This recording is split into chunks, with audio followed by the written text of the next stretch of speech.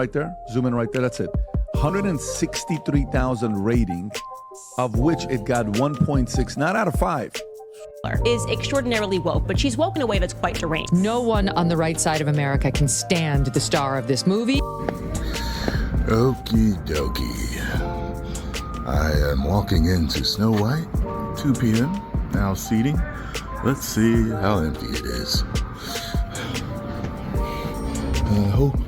I hope it's off the woke we go.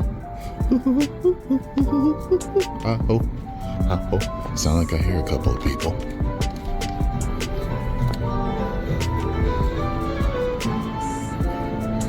One, two. Okay. 2. Saying that audiences will always line up to see her no matter what she does. Every premiere and everything I do, people will wait in line to see. You know what's interesting about all of this is that the only person waiting in line to see Snow White was Rachel Zegler.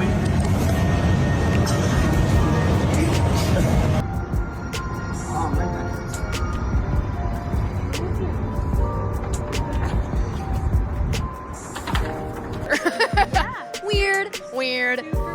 What would you say to those who are just kind of overly critiquing the film at this point? You've worked so hard on it.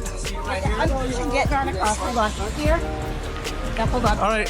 Congrats, Rachel. Rachel Zegler's Snow White was supposed to be Disney's big comeback movie, a magical live-action reboot of the classic tale that would reignite nostalgia and charm a new generation. But instead, it's turned into Disney's biggest disaster in years. In fact, you could say the movie's been flushed right off the silver screen, and Rachel's at the center of it all. The real question now is, how did everything go so wrong so quickly? Once upon a time, Disney believed they had a surefire hit on their hands. The original Snow White is a tale as old as time, the first ever animated feature film, a story that's lived on for generations. So when Disney announced a live-action remake, fans were eager, expecting to see their favorite princess come to life in a whole new way. But this wasn't just any Snow White, oh no. This was going to be a modern twist. Disney brought in Rachel Zegler, a rising star, to play the iconic princess. But instead of reviving the magic, something went terribly wrong. When Snow White hit theaters, what should have been a grand premiere quickly turned into a lonely disaster. Zegler, fresh off the press tour,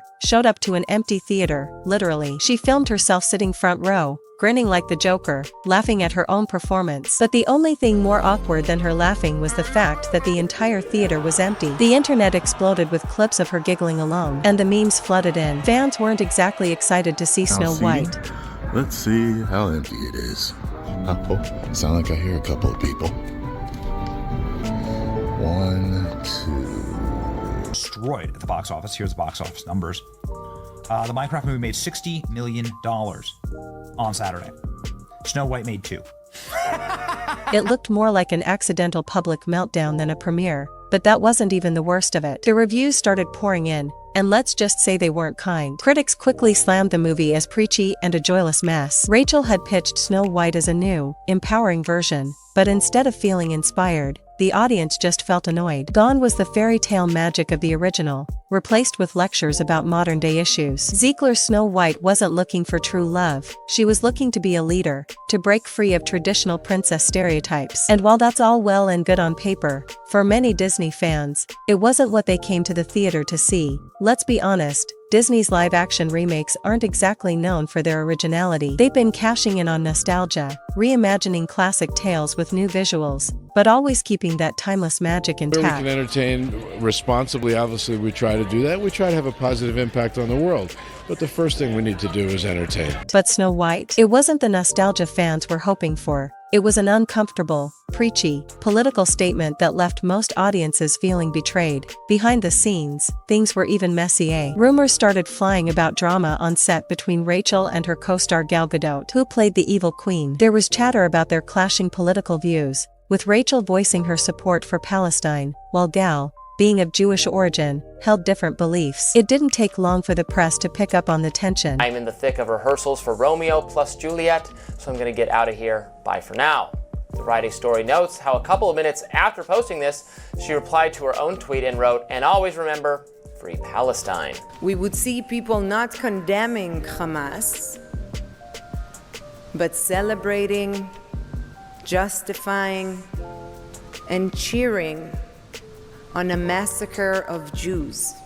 And what was supposed to be a fun, magical film turned into a political battleground behind the scenes. To make matters worse, the studio had to deal with reshoots and scheduling conflicts, as the cast's personal issues seemed to spill over into production. But even that wasn't enough to save the film. When the film's premiere finally came, all anyone could talk about was the drama, not the story. As the box office numbers came in, the panic set in. Snow White was crashing hard, worse than Disney's other flops like Dumbo and Pinocchio. For a company known for raking in money with its live-action remakes, this was a wake-up call. Theaters began pulling the film off their schedules in droves, replacing it with just about anything else. Horror flicks, rom-coms, even reruns of old blockbusters were pulling in more viewers. Snow White was quickly becoming a joke, and not the kind Disney could laugh off. Disney's marketing team, known for pushing films to the moon with Happy Meal toys, bus ads, and theme park tie-ins, was working overtime. But none of it was sticking. No amount of advertising could make up for a film that no one wanted to see. Snow White wasn't just a box office flop,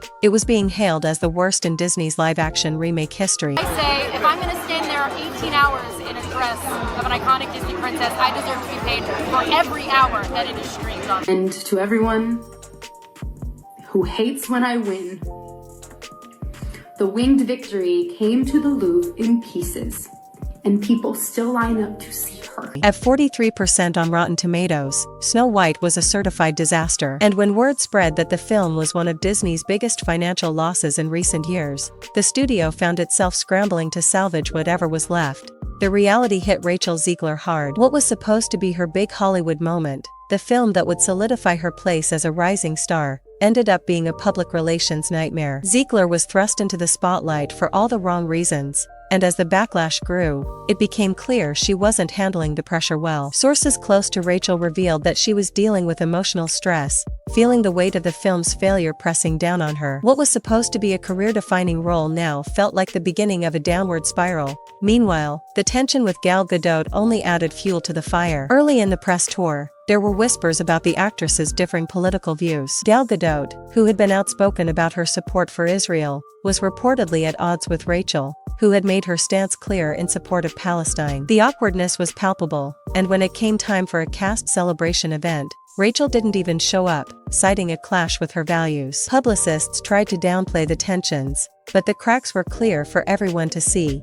What made it worse was the chemistry, or lack thereof, between the two actresses on screen. Audiences noticed right away that it felt like watching two people who barely tolerated each other, let alone worked well together. The forced interactions and awkward pauses were impossible to ignore, and critics were quick to call it out. The movie's tension was not just in the storyline, it was between the actors themselves, and audiences could feel it. With the movie crumbling under the weight of its own bad press, Disney tried everything they could to save face. But it was too late. Social media had already decided that Snow White was a flop, and the box office numbers were undeniable. Fans began to speculate if Disney should just pull the plug altogether and send the film straight to streaming, a decision that might have been more merciful than watching it die a slow death in theaters. As the film continued to flop, the drama surrounding Rachel Zegler didn't stop. The memes continued to pile up, and her every move was dissected by tabloids and online trolls. The once promising star had become the face of Hollywood failure. She was even accused of fueling the film's disastrous rollout with her controversial comments and viral interviews. It didn't take long for Hollywood insiders to start questioning her future. Could Rachel bounce back from this? Was this the end of her career before it even really began? Now, even Disney's reputation is on the line. The studio that used to be untouchable, known for producing the world's most iconic films, now finds itself asking, if we can't even get Snow White right, what does that say about everything else we're making? This flop isn't just about one movie or one actress, it's about Disney's entire strategy. And if Snow White is any indication, their live-action remake phase may be officially over. So, what do you think? Was Rachel Zegler just in the wrong movie at the wrong time? Or was the remake strategy doomed from the start? And let's be honest, would you have watched this version of Snow White if all the drama hadn't happened? Drop your thoughts in the comments below.